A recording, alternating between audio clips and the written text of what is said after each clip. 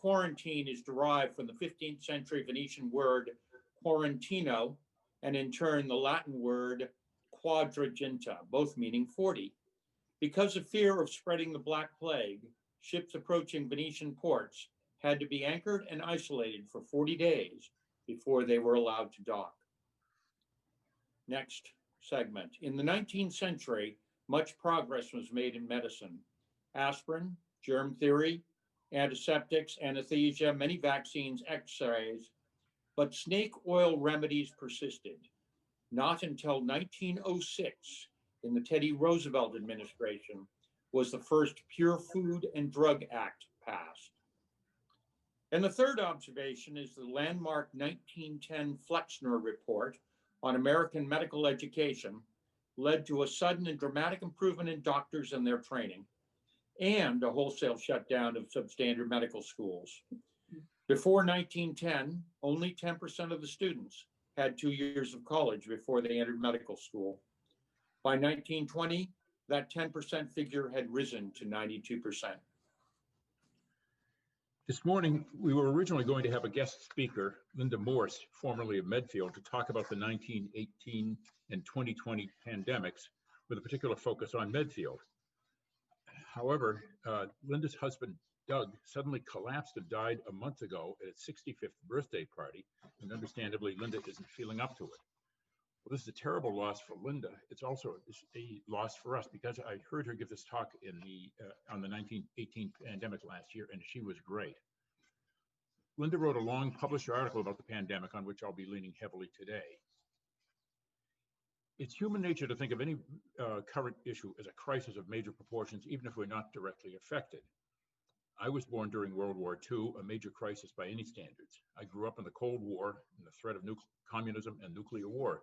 And oh, by the way, there were wars in Korea and Vietnam, and assassinations and ongoing issues about race, while the climate crisis was always the can being kicked down the road.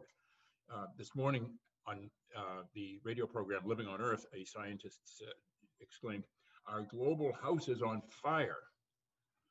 So with all this, why would I or you bother to think about the 1918 Spanish flu pandemic that's happened before any of us were born? With modern medicine, it could never happen again, right? But since it did happen, let's take a look at what happened in 1918, what's happening and what might happen. I thought it would be good to give a little perspective on the state of medicine in 1918, which John Rolfe read a few minutes ago, noting the sharp improvement in medical education after 1910 and the first federal laws in 1906 to help assure that food and drugs were safe and effective. How big a deal was the 1918 flu epidemic? Worldwide, 50 million people died, roughly 10% of those who caught the virus. In World War I, which ended in November of 1918, only 20 million people died. In the United States, 675,000 people are thought to have died of the flu. Our population at the time was about 100 million. That's over 5 times as many Americans were killed in World War I, and 657,000 flu deaths in 1918 is more Americans than were killed in all of the 20th century wars.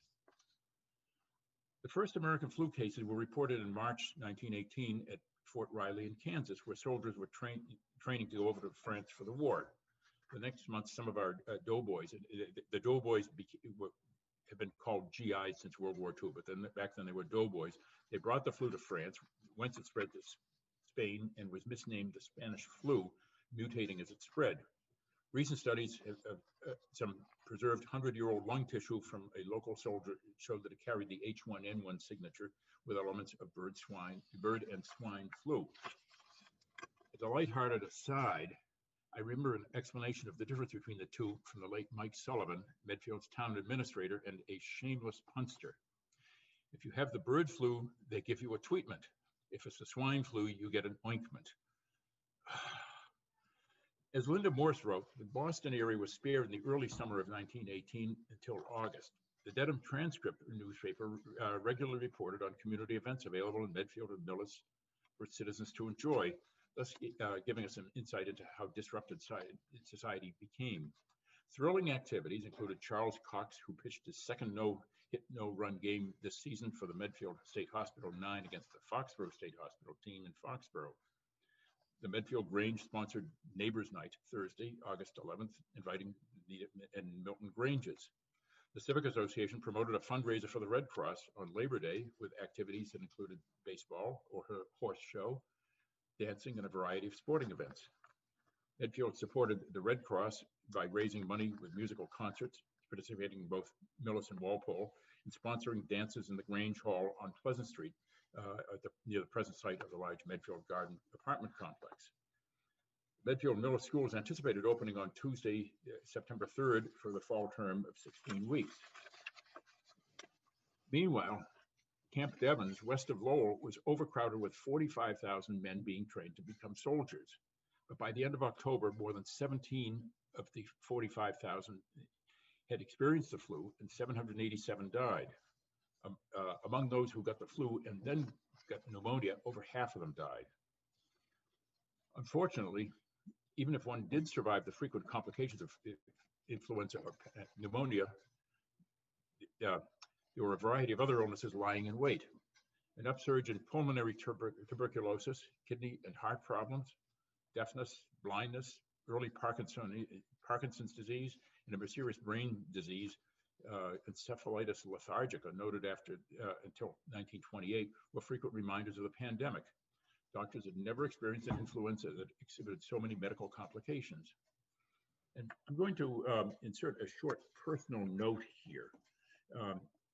My parents in the early 90s wrote this book. It's a family history.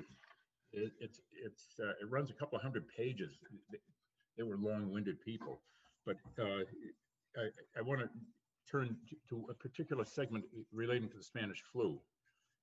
My mother's, the evening before my mother's third birthday, her mother suddenly died. And here's what my mother writes. I have no memory of my mother. I've been told that after she died, I ran around the house looking for her, opening closet doors, etc., but I don't remember that. She put me to bed one evening and was taken ill shortly thereafter and died before morning. My father and grandmother always believed, without any real proof, that her death was somehow related to the shots she received to prevent the flu when pregnant with my brother Richard. 1919 was the year of the dreaded pandemic, and every woman who had a baby and got the flu invariably died. My mother didn't get the flu, but she was never quite the same after she had the shots, I'm told. Years later, when I was doing research at the library connected with Harvard Medical School, I learned that those early flu shots sometimes, in effect, plugged up the tiny tubules lining the kidneys, causing kidney failure. The cause of her death was listed as acute Bright's disease or acute kidney failure. So my father and grandfather had been right all along, though neither of them lived to know it. When someone got the flu, there was very little the doctors could do. What could you do with a virus that was too small to be seen with even the best microscopes of the day? In 1918, there were only 100,000 civilian doctors in the United States, too few to meet the demand. Linda wrote, home remedies such as Foley's honey and tar for coughs, whiskey, mustard spread on their chests, sacks of camphor around their necks were offered as treatment.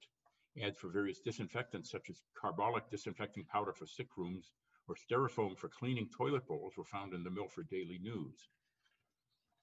A variety of conflicting cures were suggested by both doctors and friends, including remedies such as consuming large quantities of aspirin or shunning all aspirin, becoming a cigar smoker, ingesting castor oil or refusing castor oil, partaking of exercise or avoiding exercise, wearing a veil, not wearing a veil, preventing the circulation of library books, avoidance of shaving, no handshaking, clean pajamas. Serious attempts were made at creating a viable vaccination of the flu. Unfortunately, none was truly effective against it. In a move that was tantamount to admitting defeat, Surgeon General Blue in Washington, D.C. stated the health service urged its public to remember there's yet no specific cure for influenza, and that many of the alleged cures and remedies now being recommended by neighbors, nostrum vendors, and others do more harm than good. Sunshine and fresh air were found to be successful in many places. However, people in Boston believed in many cases that open-air treatment was barbarous and cruel, especially in the winter. Doctors and nurses protected themselves with woven gravy strainers with which they covered medicated gauze pads. One nationwide attempt to prevent the spread of influenza was wearing masks while in public. But there was widespread resistance. For example, in San Francisco, right after the mask order went out, some 5,000 people showed up at a rally organized by the San Francisco Anti-Mask League, and the order was immediately rescinded. Spitting carried a stiff fine in some parts of the country. The Department of Health published recommendations for avoidance of the flu along with influenza victims in all the local papers, such as the Dedham Transcript, Milford News, Franklin Sentinel, Wellesley Townsman. The Milford News also mentioned Millis occasionally, so it was likely that two papers penetrated Medfield and Millis with health information. These recommendations included general closing orders, use of masks, care of hands, care of food and utensils, use of prophylactic vaccines, and isolation and quarantine of patients. There were many reports of people who survived not because they went to a hospital, but because they stayed away. Linda wrote of a Private Wallace who went AWOL for 3 days while he was ill with the flu and had a painful ear infection, a common side effect of influenza. He survived on stewed apricots while an Italian-American soldier cared for him in the Army cookhouse. Wallace knew that many of his friends who went into the military hospital with influenza never came out alive, and his decision was a clearly logical one. Flu so disrupted military life that no one ever realized Wallace had been AWOL from the 319th Engineers. In Medfield, another fortunate survivor of the pandemic, Herbert Morse, seriously ill with pneumonia, was retrieved from Fort Slocum, New York by his father and brought home to recuperate, as reported in the Dedham Transcript. The military, inundated with sick young men, was probably overjoyed that the parent would bring the doughboy home to recover or die. The same paper later reported that Morse was passing a furlough at his home here while convalescing from an illness with pneumonia. Many doctors realized that the most important chances for recovery lay in resting during fever and convalescence. The importance of rest can be found in success stories of servicemen who recovered from the flu. French seaman Joseph Chevalier tricked the doctors during inspection by scrubbing his tongue vigorously with a toothbrush to force it to appear a healthy pink.